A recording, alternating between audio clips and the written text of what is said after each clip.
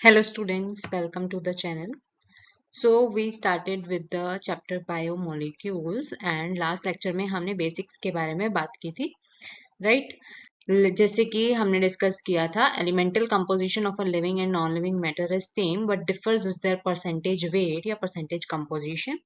हमने देखा था कि किसी ह्यूमन बॉडी में क्या सीक्वेंस रहती है, सबसे ज़्यादा होगा oxygen followed by carbon then hydrogen and then nitrogen. ये फोर मेजर एलिमेंट्स हैं जो बायोमोलिक्यूल्स बना रहे हैं. अब बायोमोलिक्यूल्स को हमने कैसे डिफाइन किया था? एनसीईआरटी के according all the carbon containing compounds are biomolecules. इन्हीं को ही बायोमोलिक्यूल्स बोलते हैं, राइट? और इसके अलावा हमने एनालिसिस के कुछ तरीके पढ़े थे. एक हमने पढ़ा था कि हम वेट वे एंड ड्राई वे कर सकते हैं. दूसरा हमने पढ़ा था एश एनालिसिस, राइट? इसके अलावा और क्या तरीके हैं that will study today, right? So यही है how to analyse chemical composition. ये एक एनसीईआरटी का पैराग्राफ है. We can continue asking in the same way what type of organic compound. अगर लेकिन अब हमें, जैसे हमने एश एनालिसिस में इनऑर्गेनिक एलिमेंट्स के बारे में हम पता लगा सकते हैं एश एनालिसिस परफॉर्म करके. अब अगर हमें ऑर्गेनिक कंपाउंड्स क्या क्या हैं लिविंग ऑर्गेनिजम्स में जो जो मिलते हैं, तो उसका केमिकल एनालिसिस हम किस तरीके से कर सकते हैं वो हम इस मेथड में पढ़ेंगे, राइट? इस ये तरीका क्या है? सबसे पहले we obtain any living tissue. कोई भी हमने एक लिविंग टिश्यू लिया, वेजिटेबल या पीस ऑफ लिवर, राइट? कोई टिश्यू लिया, इसको हमने ग्राइंड किया, grind it with mortar and pestle. ठीक है, जिसे ओखली बोलते हैं. मोटर एंड पिस्टल से इसे ग्राइंड करो, लेकिन किसके साथ? कोई सॉल्यूशन भी तो डालना होगा, that is try chloro acetic acid. 3 chloro and it is acid, acetic acid, right? हमने टिश्यू लिया, ग्राइंड किया मोटर एंड पिस्टल के साथ ट्राइक्लोरो एसिटिक एसिड यूज करके. अब एक थिक स्लरी बन गई उस टिश्यू की. इस थिक स्लरी को हम फिल्टर कर लेंगे. फिल्टर कैसे करेंगे हम? यूजिंग चीज क्लॉथ या कॉटन क्लॉथ, ऐसा कोई क्लॉथ जिससे फिल्टर जो है वो पास हो जाए और रिटेंटेड है वो ऊपर रह जाए. अब समझने के लिए हम ऐसे समझ लेते हैं कि यहाँ पे स्लरी थी, स्लरी को हमने ऐसे किसी उससे पास कर दिया, राइट? अब यहाँ से जब पास करेंगे तो कुछ चीजें हैं वो यहाँ रह जाएंगी, कुछ ऑफ द कंपाउंड्स वो यहाँ रह जाएंगे, और कुछ जो है वो फिल्ट्रेट होके यहाँ आ जाएंगे नीचे.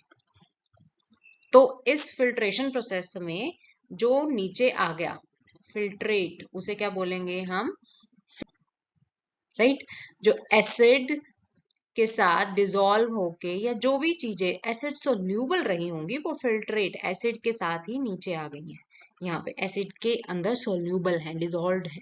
ठीक है, तो जो नीचे आ गया है हमारे पास एक पोर्शन या पूल, उसे हम बोल देते हैं फिल्ट्रेट.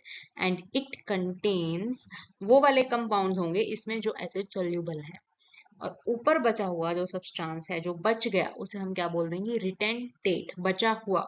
ठीक है, और ये वो चीजें हैं जो एसिड सोल्यूबल नहीं थी, एसिड इनसोल्यूबल पूल. तो इस तरह से हमें दो फ्रैक्शंस मिल गई इस मेथड में. One is called filtrate and, या फिर मोर टेक्निकली इसको एसिड सोल्यूबल बोल लो. सेकंड द रिटेंटेट या फिर एसिड इनसोल्यूबल फ्रैक्शन या pool. Scientists have found thousands of organic compounds in acid soluble pool. ठीक है, हम ये देखेंगे अभी. अब देखते हैं एसिड सोल्यूबल पूल या इनसोल्यूबल पूल में क्या क्या ऑब्टेन हुआ, राइट? ये सब समझने से पहले हम समझ लेते हैं कि हमने जो भी बायोमोलिक्यूल्स डिस्कस किए थे, जैसे कि lipids, proteins, carbohydrates and nucleic acids बोले तो डीएनए, आरएनए, ये किन सब चीजों से बने हैं, राइट? इनके कंस्टिट्यूएंट्स देख लेते हैं पहले. सबसे पहले अगर बात करें कार्बोहाइड्रेट्स की, कार्बोहाइड्रेट सिंपली समझे तो शुगर्स बोलते हैं हम इन्हें, राइट? या फिर इनको हम एक और टर्म दे देते हैं सैकराइड्स, राइट? अब सबसे सिंपल शुगर, शुगर सुनते ही हमारे माइंड में आता है ग्लूकोज. अब ग्लूकोज एक शुगर है, ये एक यूनिट है, तो हम इसको बोलेंगे दिस इज मोनोमर, यानी कि सिंगल यूनिट. लेकिन तुम्हें पता है कि ग्लूकोज जो है वो रिपीट भी होता है. लेट्स से कि इस तरह से चेन बन गई, चेन ऑफ शुगर। लेकिन अब ये बहुत सारी ग्लूकोज यूनिट्स जुड़ गए तो अभी सिंगल यूनिट नहीं है। इन ग्लूकोज मोनोमर्स ने मिलके क्या बना दिया है, पॉलीमर। राइट, ये है term monomer, single unit. Multiple unit जुड़ गए तो उसी को हम बोल देते हैं पॉलीमर। और हमें पता है ग्लूकोज के कुछ पॉलीमर्स होते हैं, जैसे प्लांट्स में स्टार्च एंड एनिमल्स में ग्लाइकोजन की फॉर्म में ग्लूकोज स्टोर होते हैं। ठीक है, तो इस मोनोमर को, ग्लूकोज को या तो मैं मोनोमर बोल सकती हूँ या फिर मैं बोल सकती हूँ मोनो यानी सिंगल सैकराइड, मोनोसैकराइड्स। मोनोसैकराइड जब जुड़ गए उन्होंने बना दिए या तो ओलिगोसैकराइड, ओलिगो का मतलब होता है फ्यू, जब फ्यू यूनिट्स जुड़ गए, let's say up to 10 units जब जुड़ गई, या फिर मल्टीपल जब जुड़ गए उसे हम बोल देंगे पॉलीसैकराइड्स।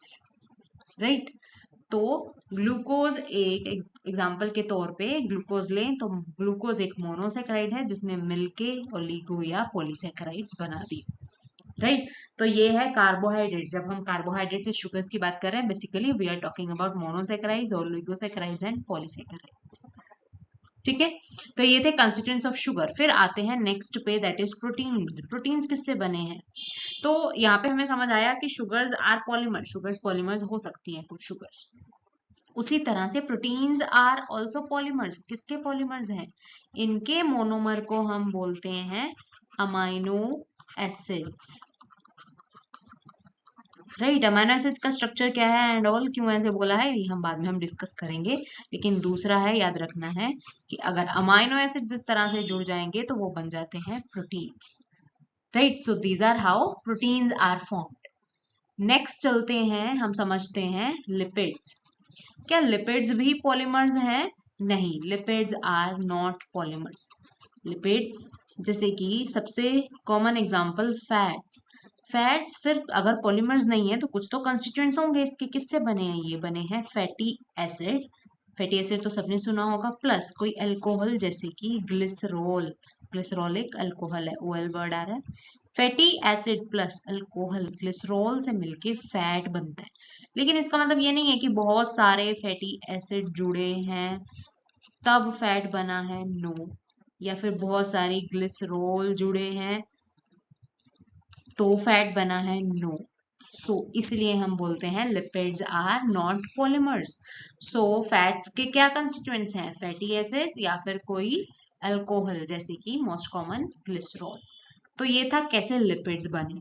फिर चलते हैं न्यूक्लिक एसिड्स पे। न्यूक्लिक एसिड्स क्या है? न्यूक्लिक एसिड्स जैसे कि डीएनए, आरएनए। अब क्या न्यूक्लिक एसिड्स पॉलीमर्स हैं? यस, न्यूक्लिक एसिड्स भी पॉलीमर्स हैं। Nucleic acids are polymers of nucleotides. अब ये न्यूक्लियोटाइड क्या है? ये एक यूनिट है, ये एक मोनोमर है, लेकिन ये अगर खुद को एक को भी देखे तो ये तीन चीजों से मिलके बना है। सबसे पहले शुगर, कोई शुगर होगी, ठीक है, जो हम पढ़ चुके हैं यहाँ पे। शुगर होगा, एक फॉस्फेट ग्रुप, एक या ज्यादा फॉस्फेट ग्रुप होगा, ठीक है, या phosphoric acid. Phosphate group plus sugar plus यहाँ पे कुछ नाइट्रोजनस सब्सटेंसेस, नाइट्रोजनस कंपाउंड्स जिन्हें हम बोलते हैं नाइट्रोजनस बेसिस। अगर तुमने सुना हो डीएनए आरएनए में होता है एडेनिन, ग्वानिन, जैसे हम लिखते हैं ए जी, साइटोसिन को लिखते हैं सी, थायमिन को लिखते हैं टी एंड यूरेसिल को लिखते हैं यू। अगर लोअर क्लासेस में पढ़ा है तो तुम्हें पता होगा, यही होते हैं नाइट्रोजनस बेस। तो न्यूक्लिक एसिड्स भी पॉलीमर्स हैं, किसके? न्यूक्लियोटाइड्स के। न्यूक्लियोटाइड्स मिलके किससे बना है? Sugars, nitrogenous base and phosphate group. ऐसे बहुत सारे न्यूक्लियोटाइड्स जुड़ जाएंगे, लेट्स से कि ये शुगर, यहाँ पे नाइट्रोजनस बेस और एक तरफ फॉस्फेट। राइट, अगर इस तरह से ये जुड़ते गए तो ये क्या बन जाएगा? न्यूक्लिक एसिड बन जाता है। राइट, अब एक और टर्म आती है, ये तो था न्यूक्लियोटाइड, एक और टर्म आती है न्यूक्लियोसाइड। न्यूक्लियोसाइड क्या होता है? जब सिर्फ शुगर एंड नाइट्रोजनस बेस जुड़े हैं, यानी कि फॉस्फेट ग्रुप नहीं है, तब हम इसको बोलते हैं nucleoside. So this is sugar plus nitrogenous base, तो ये बन जाता है हमारा न्यूक्लियोसाइड। राइट, इसी न्यूक्लियोसाइड के साथ जब फॉस्फेट भी जोड़ दिया तो वो बन जाता है न्यूक्लियोटाइड। ठीक है, तो ये थे कंस्टिट्यूएंट्स। अब ये सब हमने क्यों समझा, बिकॉज हमने जो acid soluble and insoluble pool पढ़ना है वो इन सबको हम उसी में अरेंज करेंगे। इन्हीं के ही कंस्टिट्यूएंट्स हमें किस फ्रैक्शन में मिलते हैं वो हम अभी डिस्कस करेंगे। तो एक बार हम रिकॉल करते हैं कि हमने अभी पढ़ा था कि हमने कोई टिश्यू लिया, टिश्यू की स्लरी बनाई, उसको फिल्टर किया तो हमें दो पोल मिली, acid soluble and acid insoluble. अब अभी जो हमने कंस्टिट्यूएंट्स पढ़े, राइट, इसी सेल को हमने, टिश्यूज में सेल ही है, जब ब्रेक किया तो उसके कुछ कंपोनेंट्स इधर आ गए, कुछ इधर आ गए, राइट। तो एसिड सोल्यूबल पूल क्या था, फिल्ट्रेट, राइट, फिल्ट्रेट में हमें क्या मिला, और acid insoluble was retentate, right. Acid soluble में स्टार्ट करते हैं सबसे पहले शुगर से, जो सिंपल शुगर्स थी, जैसे कि ग्लूकोज का नाम मैंने लिया था, या तुम कह सकते हो मोनोसेकेराइड, वो हमें ऑब्टेन हुई एसिड सोल्यूबल में। इसी की complex form polysaccharide, not oligo, oligo भी इधर ही ऑब्टेन होगी, पॉलीसेकेराइड, पॉलीसेकेराइड हमें यहाँ ऑब्टेन हो, राइट। नेक्स्ट प्रोटीन्स पे चलते हैं, अमाइनो एसिड हमें इधर ऑब्टेन हुए, इन्हीं की ही कॉम्प्लेक्स फॉर्म्स हमें एसिड इनसोल्यूबल पूल में ऑब्टेन हुए, राइट। फिर चलते हैं नेक्स्ट पे, हमने पढ़ा था न्यूक्लियोटाइड्स, न्यूक्लियोसाइड्स, इनको लगा लो, या फिर ये किससे बने हैं, नाइट्रोजनस बेसिस, फॉस्फेट्स, ठीक है, प्लस शुगर, शुगर तो हमने ऑलरेडी लिख ही दिया है। ये सब हमें मिले एसिड सोल्यूबल पूल में, इन्हीं की कॉम्प्लेक्स फॉर्म न्यूक्लियोटाइड्स हमें मिले एसिड इनसोल्यूबल पूल में, राइट। फिर चलते हैं, हमने फैट्स के लिए पढ़ा था फैटी एसिड, ग्लिसरॉल, ये हमें मिला इधर, राइट, इस पूल में, और इन्हीं की ही कॉम्प्लेक्स फॉर्म लिपिड्स हमें मिले एसिड इनसोल्यूबल फ्रैक्शन में, राइट। तो ये सब जो चीजें हैं याद रखनी है, ये इंपॉर्टेंट है, पूछा जाता है। नेक्स्ट चलते हैं, नेक्स्ट एक और बात यहाँ पे ध्यान रखने की है कि हमने जब इन सभी कंस्टिट्यूएंट्स का वेट चेक किया एसिड इन सोल्यूबल पूल में, तो हमें इनका वेट मिला in the range of 18 to 800 Dalton's, right. लेकिन जो एसिड इनसोल्यूबल पूल में मिल रहा था, इनका हमें मिला इन द रेंज ऑफ 10,000 और अबव की रेंज में इनका मॉलिक्यूलर वेट मिला। तो इसलिए जो हमें 10,000 वाली रेंज में मिल रहे हैं, तो इनको हमने बोल दिया मैक्रो मॉलिक्यूल्स, राइट। और ये 18 to 800 डाल्टन्स वालों को हमने बोल दिया bio micro molecules, right. Comparative बोल रहे हैं हम, कंपैरेटिव बात कर रहे हैं यहाँ पे, ठीक है। या तो तुम इस तरह बोल सकते हो, या बोल सकते हो यहाँ पे है ग्रेटर देन 1000 डाल्टन्स, और यहाँ बोल सकते हो तुम लेस देन 1000 डाल्टन्स, राइट। तो ये था bio micro and macro molecules. तो हमें याद रखना है, बायो मैक्रो मॉलिक्यूल्स में हमें मिले पॉलीसेकेराइड्स, प्रोटीन्स, न्यूक्लियोटाइड्स नहीं है ये, न्यूक्लिक एसिड्स है, nucleic acids, right, and lipids. लेकिन याद रखना है यहाँ पे लिपिड्स, ये तीनों तो पॉलीमर हैं, लेकिन हमने पढ़ा था लिपिड्स आर नॉट पॉलीमर, ये तो हो गया पहला पॉइंट। दूसरी बात, लिपिड्स का वेट जो है वो इस रेंज में है ही नहीं, लिपिड्स का वेट लाई करता है इन लेस देन 800 डाल्टन्स वाली रेंज में, राइट। तो फिर हमने इधर क्यों रखा है इनको, बिकॉज ये हमें एसिड इनसोल्यूबल फ्रैक्शन में मिल रहे थे।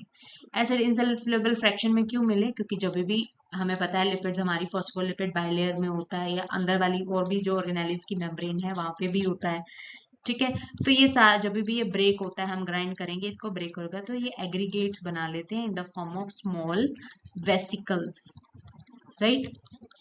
इसीलिए ये एग्रीगेट्स बनाने की वजह से ये हमें इधर इनसोल्यूबल फ्रैक्शन में मिला है, राइट। तो इनका जो वैसे एक्चुअल वेट जो है वो इधर लाइक कर रहा है 18 to 800 डाल्टन वाली रेंज में, इसलिए हम बोल देते हैं लिपिड्स। भले ही हमने इनको मैक्रोमोलिक्यूल्स में रखा है, but lipids are not strictly bio macromolecules, right. तो ये थी सारी कहानी कि कैसे हमने एक्सट्रैक्ट किया, ठीक है, कैसे हमें ऐसे सोल्यूबल एंड इनसोल्यूबल कंस्टिट्यूएंट्स कौन से पूल में मिले, और बायो माइक्रोमोलिक्यूल्स क्या हैं और मैक्रोमोलिक्यूल्स क्या हैं, और यही सब लिखा हुआ है एनसीईआरटी में। क्लियर। नेक्स्ट चलते, यही सब चीजें एनसीईआरटी ने लिखी हुई हैं। There is one common feature to all this compounds in the acid soluble pool. उनका जो वेट था वो 18 to 800 डाल्टन्स था अप्रोक्सीमेटली। दूसरा fraction, acid insoluble has 4 types of organic compounds. ये क्वेश्चन लाइन बन सकती है क्वेश्चन, ठीक है। 4 टाइप कौन से अभी हमने पढ़े एसिड इनसोल्यूबल फ्रैक्शन में, proteins, nucleic acids, polysaccharides and lipids. These classes of compounds with exception of lipids को छोड़ के इन सभी का मॉलिक्यूलर वेट रेंज किस में था, 10,000 डाल्टन्स या अबव, ठीक है, या इक्वल टू या above this, equal to above.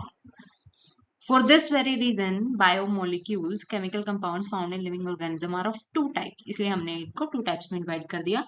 One, those with molecular weight less than 1000 that are referred as micromolecules, and simply biomolecules that are found in acid insoluble fraction are called macro या फिर biomacromolecules. The molecules in the insoluble fraction with exception of lipids are polymeric substances. हमने ये पढ़ चुके हैं already, nucleic acids, proteins, polysaccharides, ये तीनों polymers हैं, लेकिन किसको छोड़ के, ये मैं बता चुकी हूँ ऑलरेडी, लिपिड्स को छोड़ के। यानी कि जो इनसोल्यूबल फ्रैक्शन में यहाँ पे मिले हैं, ये जो 4 लिखा है, इन 4 में से 3 आर द पॉलीमर्स हैं ये लिपिड्स को छोड़ के।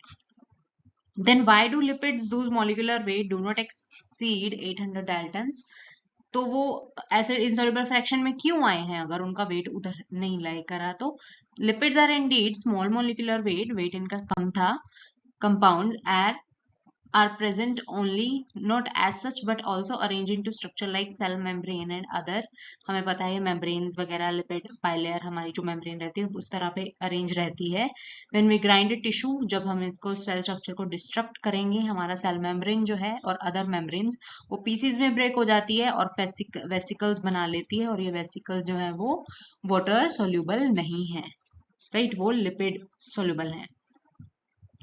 Therefore, these membrane fragments into the form of vesicles and get separated along with the, वो हमें कहाँ मिले हैं, एसिड इनसोल्यूबल पूल में मिले हैं, ठीक है। तो लिपिड्स जब टूटे या मेम्ब्रेन्स में जो भी लिपिड होता है, सेल मेम्ब्रेन या कोई और मेम्ब्रेन जो अंदर है ऑर्गेनेलिस की, जब वो टूटी तो उन्होंने स्मॉल वेसिकल्स बना लिए, ये वेसिकल्स हमें एसिड इनसोल्यूबल पूल में मिले, ठीक है। तो hence in the macromolecule fractions, the lipids are not strictly macromolecules. ये हम ऑलरेडी डिस्कस कर चुके हैं, राइट। फिर इसके बाद कह रहा है कि एसिड सोल्यूबल पूल रफली रिप्रेजेंट द साइटोप्लाज्मिक कंटेंट, ठीक है, whereas the macromolecules from the cytoplasm and organelles become the acid insoluble fraction, right. कहने का मतलब कि हमारे साइटोप्लाज्म में का जो कंस्टिट्यूएंट था वो हमें कहाँ मिला है, एसिड सोल्यूबल पूल में, राइट, या उल्टा भी लिख सकते हो। और एसिड इनसोल्यूबल पूल में हमें क्या क्या मिला है, वो सब चीजें जो ऑर्गेनेलिस का पार्ट थी, प्लस वो ये सब चीजें जो भी एसिड इनसोल्यूबल पूल में हमने डिस्कस किया है वो साइटोप्लाज्म में भी हैं, ठीक है। तो इस तरह से आप समझ सकते हो, right. In summary, if we represent the chemical composition of a living tissue from abundance point of view, arrange them into class wise, तो ये टेबल जो है हमें काम आता है। Average composition of cells, जैसे कि अगर तुमसे पूछा जाए कि what is the most abundant chemical in living organism, तो उसका आंसर क्या होगा, water. Water is the most abundant chemical in living organism, और ये क्वेश्चन भी बनता है, ये इंपॉर्टेंट है। तो ये कितना है किसी भी एक सेल के अंदर? 70 to 90% of their total cellular mass. Proteins कितने हैं? 10 to 15, then nucleic acids 5 to 7, then carbohydrate 3 and lipids 2, and सबसे कम आयंस बचे हुए 1% of total cellular mass. So आज यही सब डिस्कस किया हमने कि बायो मॉलिक्यूल्स एक्चुअल में क्या है, कंस्टिट्यूएंट्स क्या हैं उनके, और ये ऑर्गेनिक कंपाउंड्स हम कैसे एक्सट्रैक्ट करें या हमें कौन से पूल में मिले, एसिड सोल्यूबल पूल या इनसोल्यूबल पूल में, और क्या ये बायो माइक्रोमोलिक्यूल्स हैं या क्या ये मैक्रो मॉलिक्यूल्स हैं। यही सब हमने आज की क्लास में डिस्कस किया, राइट? तो I think the things are clear, so will continue with the each of this bio molecule one by one, ठीक है? डिस्कस करेंगे हम इनके बारे में in the upcoming videos. So stay tuned with the channel. Thank you.